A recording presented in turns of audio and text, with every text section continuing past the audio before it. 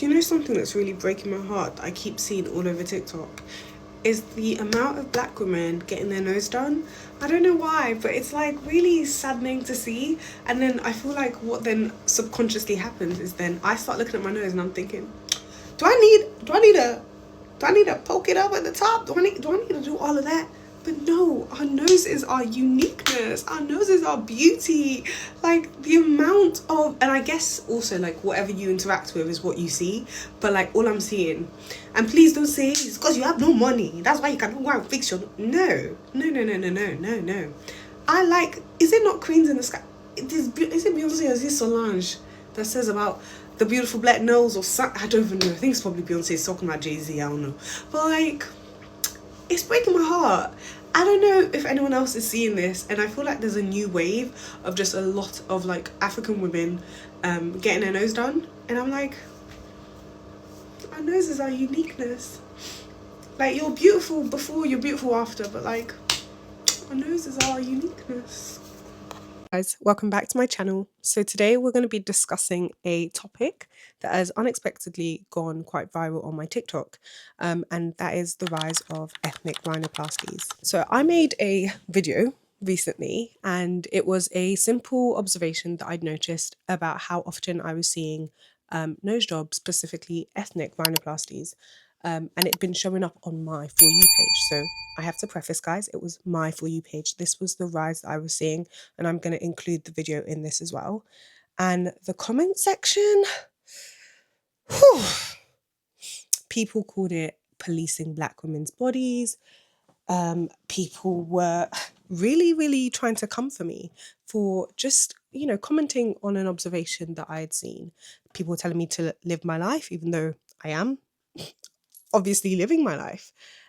Others agreed that they'd seen a rise. And obviously, I think from both sides of the spectrum, people were projecting some of their thoughts onto what my video was, which wasn't the projection that they were saying, if that makes sense. Because I was, as I said, just commenting on a rise that I'd seen.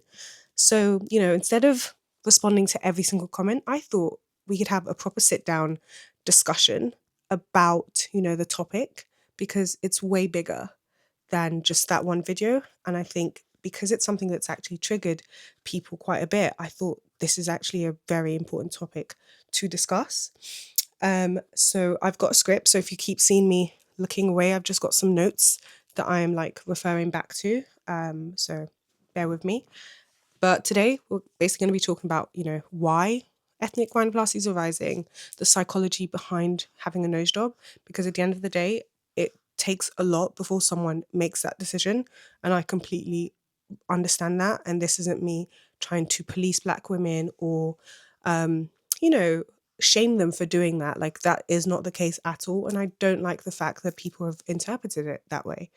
We're also going to talk about, how surgery intersects with race, beauty standards, and colonial history, why this conversation triggered people, and why simply mentioning it can feel so sensitive for black women.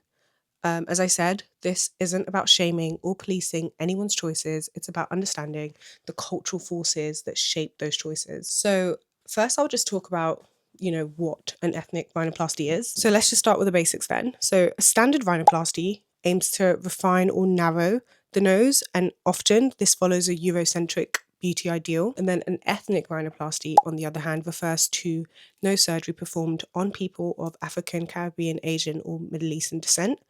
And what they usually aim to do is to narrow the bridge. For some people, they don't have a nasal bridge, so that's also created. They refine the tip. So some people also have tip plasties. They also try to reduce the nostril width and also create a slimmer profile.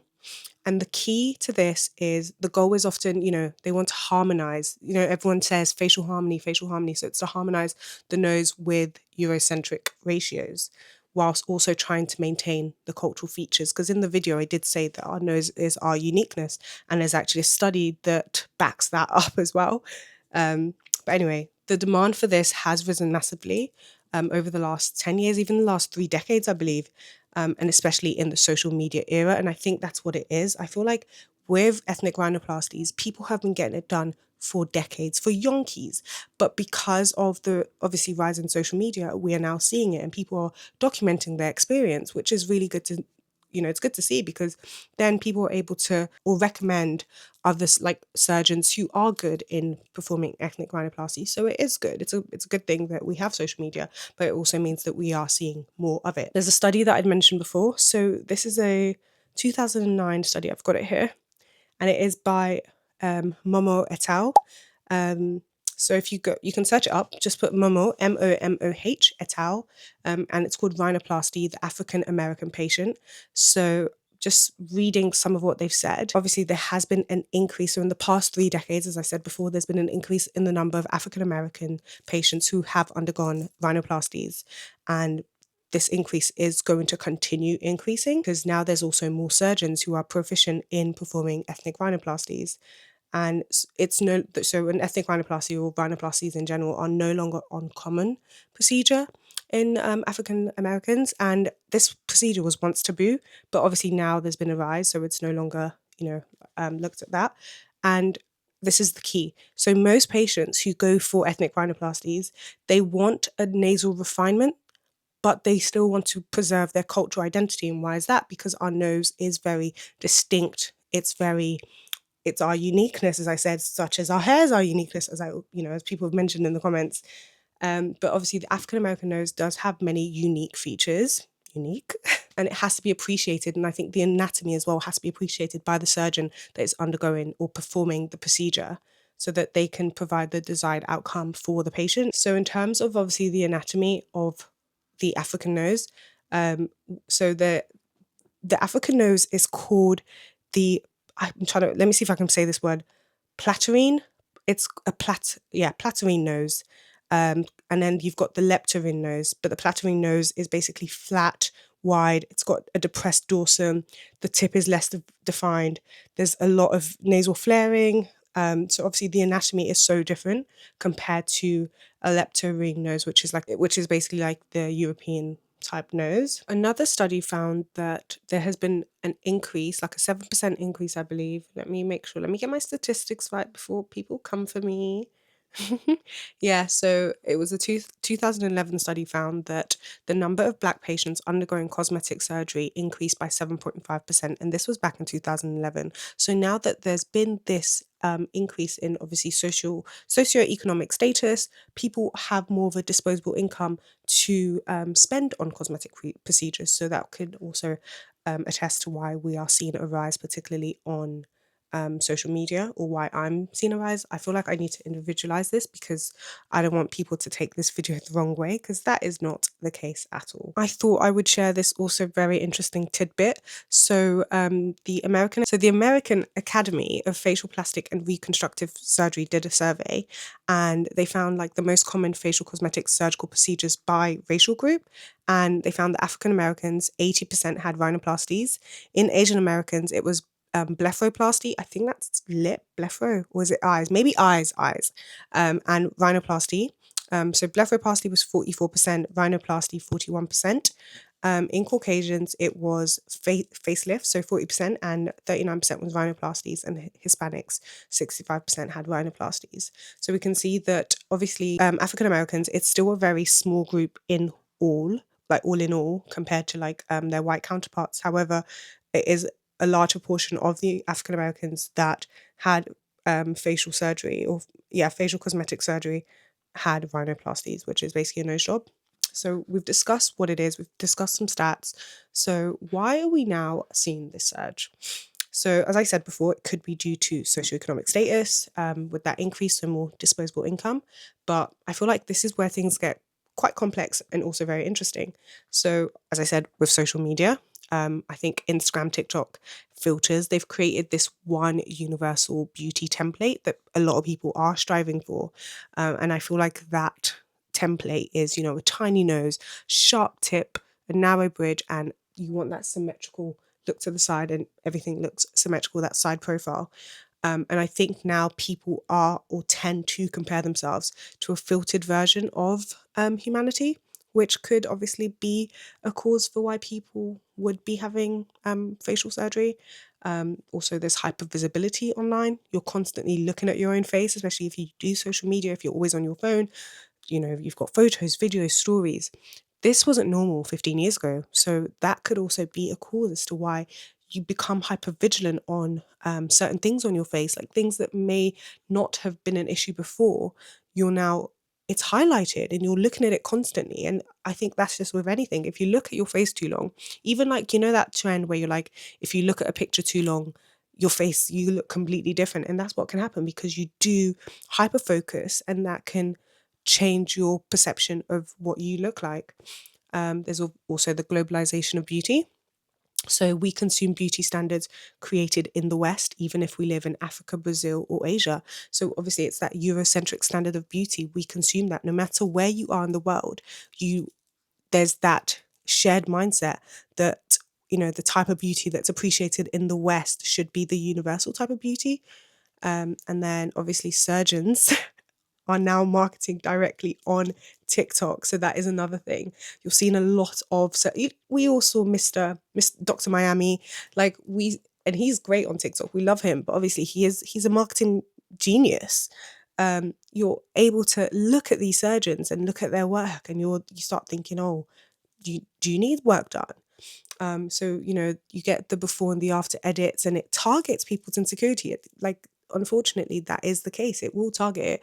And I feel like, you know, what you see on social media, that perfect nose is really pushed. There is a increased acceptability of cosmetic surgery. So, you know, when the BBL era, buccal fat, nose job era, like surgery is seen as self-care. Also, increased availability, I would say. Like people are now able to travel to go and get work done. So everyone's going to Turkey and everyone's going, and I think it's also so important that, especially if we do want to have any form of cosmetic procedures, that we do our research and we get recommendations and we do the, you know, the visits, and we, you know, we really speak to the surgeon to know what they're able to do for us and address what we want out of it. Because you don't want a situation where you go somewhere, you've not really done your research, and you end up not liking what's been done, or you have to go back for, like, you know, they have to do something else, and there's a new job do you know what I mean? Okay, and now let's talk about the race and history layer. And I think this is where some people got triggered on TikTok, because talking about a black woman's nose is not just cosmetic, it's historical. Like, you know, I had lots of people in the comments who discussed how they wanted to have a nose job because they were bullied for years about it. And, you know, that led to them just not appreciating that side of them. And I think, as I said, yeah, for centuries, black features have been mocked, they've been demonized, they've been pathologized. We've had caricatures that exaggerate our lips and our noses. White people were always framed as the global standard of beauty. So I can see why this is so triggering, and this topic is such a sensitive topic. So, you know, when a black woman chooses rhinoplasty today, the choice is personal, but the context is historical. So there's tension between I'm doing it for me and have we been conditioned to dislike our features? And none of this means that surgery is wrong. It just means that the psychology behind beauty is layered. It's not a one size fits all. There's so much depth to this conversation. And I think that TikTok, that video has really pushed this conversation, and it's peeling back the layers, and it's really seeing why this has like hurt people or irritated people, or like caused this oh, I was going to say gustatory reaction, but that's not the word I'm looking for, but just a really knee-jerk reaction. Why did my TikTok trigger so many people? So here's what I think. Obviously, I could be wrong, and I'm happy to accept that I'm wrong. That's okay. But I think black women feel tired of their choices being scrutinized. They feel tired that they are constantly being held to a standard. They feel tired that there's a lens put on them, and especially when this is a surgical enhancement that is so common with our white counterparts, and no one is saying anything about that. So why is it when it's black people we're talking about it? They feel judged. They feel like their natural features are policed. So when I simply observed the rise of ethnic rhinoplasties, it hit a nerve. Not because of what I said, but because of the historical weight behind black noses. Some black women here You're changing yourself to fit the white gaze. Others here let people do what they want with their bodies. But both feelings come from trauma around beauty, whiteness, and identity. This is why we need conversations like this, where we unpack the nuance instead of fighting in the comments. So, why people get rhinoplasties? Let's talk about it. Let's have a balanced point of view. So, let's talk about some reasons why they choose to go for it. Obviously, there's medical issues. There's, breathing. People can't. There's a deviated septum, so their nose collapses. They struggle to breathe at night. It could be balance, so that facial harmony that we spoke about before. So the nose feels too big or too small for their face. It could be insecurity from school or childhood. As I said, people were bullied when they were younger. So that's a reason why some people have said that they wanted to get a nose job. There's the social media pressure. As I said, like when I was scrolling on my TikTok, I felt like it was what I was constantly seeing. So you can get pressured. There's the influencer culture, because you see influencers say, come with me to Dubai, come with me to Turkey to get my nose job. Like there's that pressure as well. I feel like we need to remember how powerful our phones are. It really does affect us, especially when we're on it constantly. When we're consuming so much, you don't realize what you're internalizing when you're just scrolling. There's the desire for a softer or more refined look. For some people, it could be a career or social expectations. It's never one thing.